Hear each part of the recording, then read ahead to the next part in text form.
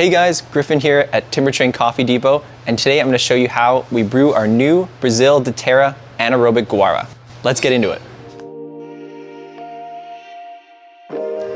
This offering today with a really unique variety comes to us from Daterra farms in the Cerrado region of Brazil. And although Brazil is the highest coffee producing country on earth, only a small fraction of that is actually what we consider specialty coffee. And Daterra farms, they specialize in specialty coffee in Brazil. So we get some really interesting and unique offerings from them.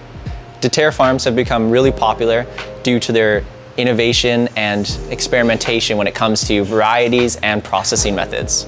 And this coffee today is actually part of what they call the Masterpiece Collection, which is the highest quality nano-lots on the farm.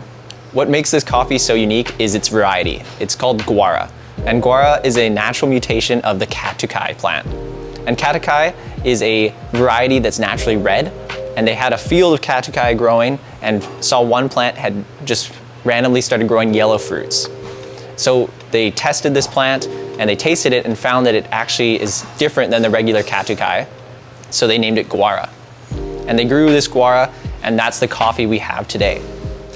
After this coffee was grown, it was placed in a chamber to have an anaerobic fermentation, and then it was processed naturally by being dried on raised beds. And this gives this coffee a really unique flavor profile, tons of sweetness, a really nice fruity characteristic, and a great showcase of high quality coffees in Brazil. So I designed my recipe around this to highlight that sweetness and bring out that fruity characteristic. So what you're gonna need today is a V60 with a V60 filter. We're gonna be using 15 grams of our coffee ground medium fine. I'm doing a smaller recipe today just because this coffee is a little more special, a little more expensive, help that last a little longer. You're also gonna need a scale and a timer. I have also a little chopstick here just to stir the coffee with, but you can use any number of tools. Finally, I also have a kettle set at 97 degrees Celsius. So to begin, we're going to fold our filter, drop that in our brewer, and just give this a little rinse. So this helps get rid of any paper flavor while simultaneously heating up our brewer so we can maintain a nice heat during the whole brew. Awesome. Okay, now we're gonna dose our coffee. Shake the brewer flat. Level out our coffee. We're gonna tare our scale.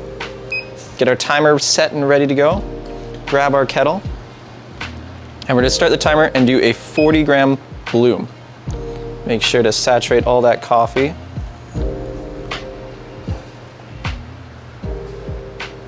Perfect. Then we're gonna take our little stir stick, and I like to just poke all the way down near the bottom to make sure there's no clumps that are left unsaturated.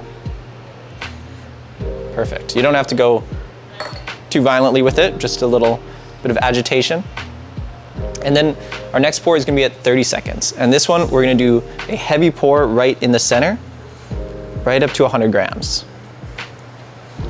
So it's a quick one. And this just helps set a fast flow rate, which will bring out that kind of fruitiness and that acidity in this coffee.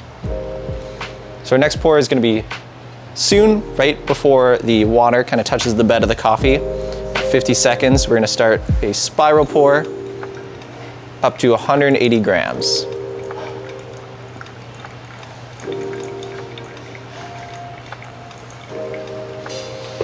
So now this heat and this higher water level is gonna bring out some more of that sweetness and make this coffee really nice and balanced. So again, we're gonna wait until the water level is just before the bed of coffee. And then we're gonna do our final pour, which is another 80 grams, bringing this up to 260. So it's right at 1 minute and 20 seconds. One last spiral pour. Up to 260. Perfect.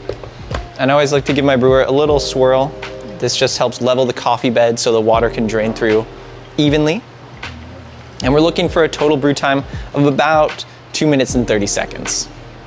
If you grind too fine and this coffee takes too long to brew, about 3 minutes or more, you're gonna get a fair amount of bitterness and you're gonna get some kind of nuttiness and some kind of over-extracted tea. If you grind too coarse and this coffee drains in 2 minutes or less, it's gonna be fairly watery. You're gonna get kind of a citric acidity in that kind of wateriness. It's not gonna be super pleasant, but it'll still have that sweetness. And finally, if you grind perfectly and you get a drain time around that 2 minutes and 30 seconds that we're looking for, it's gonna be really balanced, tons of sweetness. I get some yellow peach, some ripe cherry, and that sweetness comes in as like brown sugar, molasses, and a bit of floral vanilla. This coffee is really great. It's an excellent showcase of what high quality Brazilian coffee can taste like. We have this coffee in the shop now, if you'd like to give it a try. For now, enjoy.